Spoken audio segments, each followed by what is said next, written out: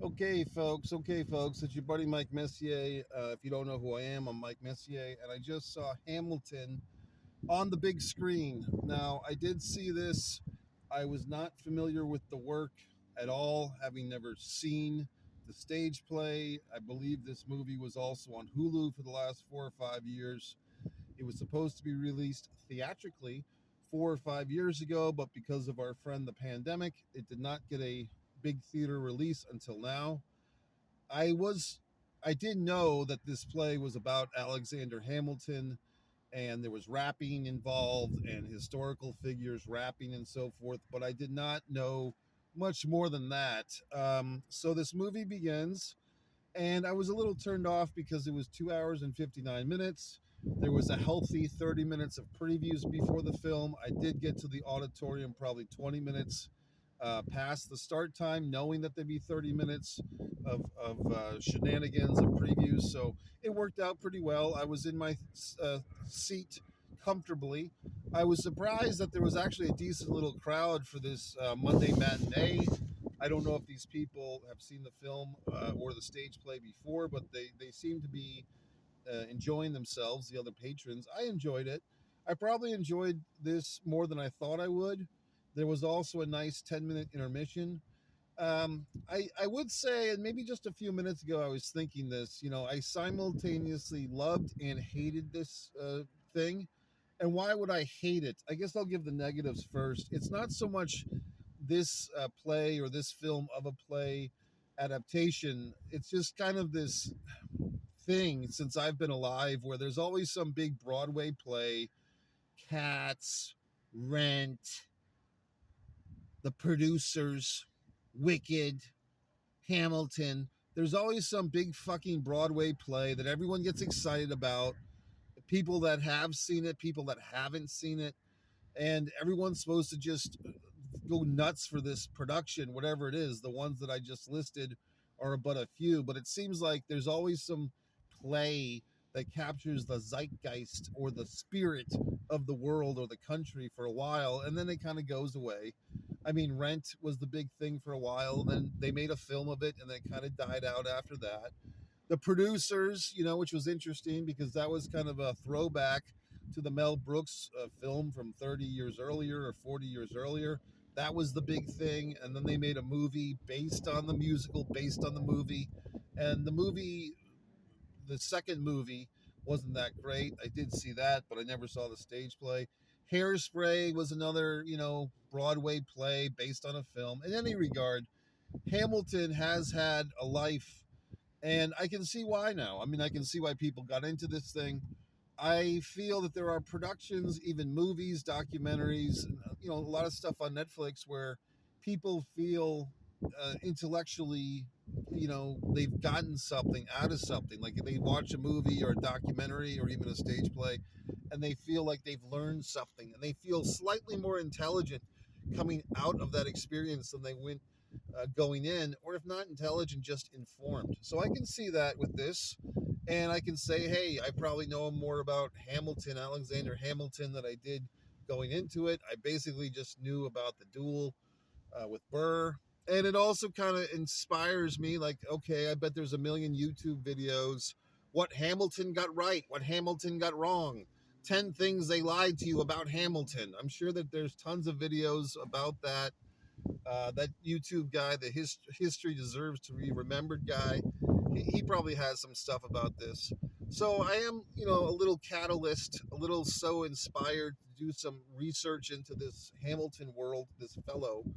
And I do like the themes of, it seems like this guy, and here's another thing, kind of like the Iron Claw, the wrestling movie from 2 or 3 years ago.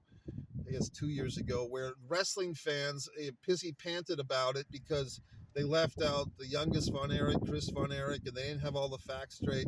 But I just enjoyed the movie on its own terms. I'm sure that there are many things that historians bitch about with this movie, Hamilton. I mean, the portrayal of Thomas Jefferson I thought was a little goofy. I thought like the high stepping kind of, goofiness of the Jefferson portrayal didn't really work for me. I did like the Burr actor, how he played it. I did like the George Washington actor, and also the gent that basically championed this thing, wrote it, directed it. I did see In the Heights as well, so I know that he's got other wonderful accomplishments. But I'll give him credit and also a little bit of a knack. I kind of respect and I don't like when some person, writes a script and they start it themselves. I simultaneously respect that and also think that's such an ego move. But fuck it, it's his script. I mean, why not give yourself the best role? And you can't really say that he did a bad job with it. I mean, I think there's probably other actors, even in his own cast, might have done a better job, but I think he did a pretty goddamn good job. I'll give him credit. And why not? If it's your passion project, then do it. What was that play slash movie from Evan Hansen? See, once again, I barely know this stuff, but I know enough. I guess there's a lot of people who were Evan Hansen fans who were pissy panting because when the movie came out, the guy was like 39 years old and he's playing a teenager.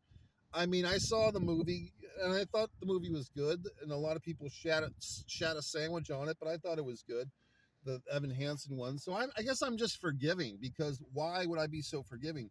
Because I've been on the other side of the tracks, folks. I've made a feature film that I self finance with my buddy, Blood Sugar Sedace. I've made many short films that have won many awards. I've been in the grinder. I've been in Hollywood productions with big $1 million budgets. Meryl Streep, I had a scene with her and Elizabeth Shue and so forth. So I know how these things work, and they're very difficult to get any goddamn thing done when you're talking about money and you're talking about working with people. I see a license plate over there that says Smile. It's kind of nice. But I just feel like Smile. But I feel like it's just a thing where I do respect this work.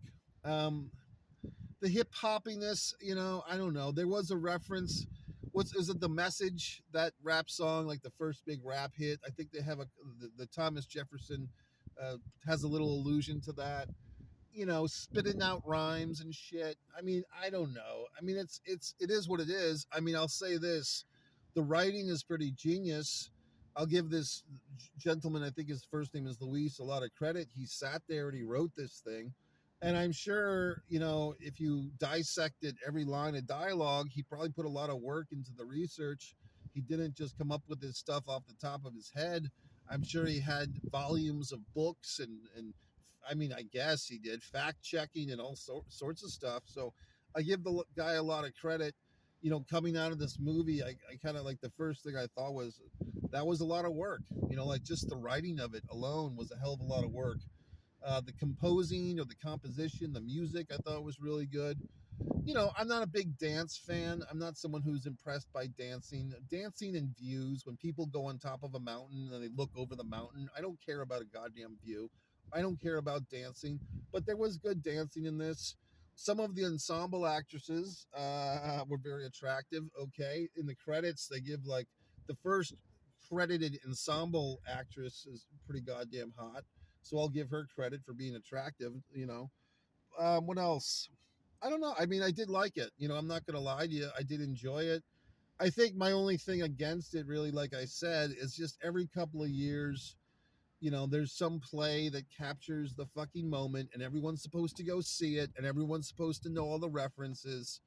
And just like TV shows, everyone's supposed to know everything about Breaking Bad.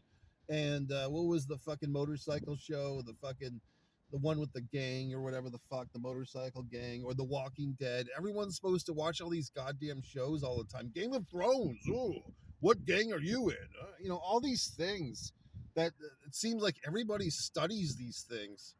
You know what I mean? Or the Marvel Comics universe. Everyone knows the history of Silver Surfer, apparently, but me.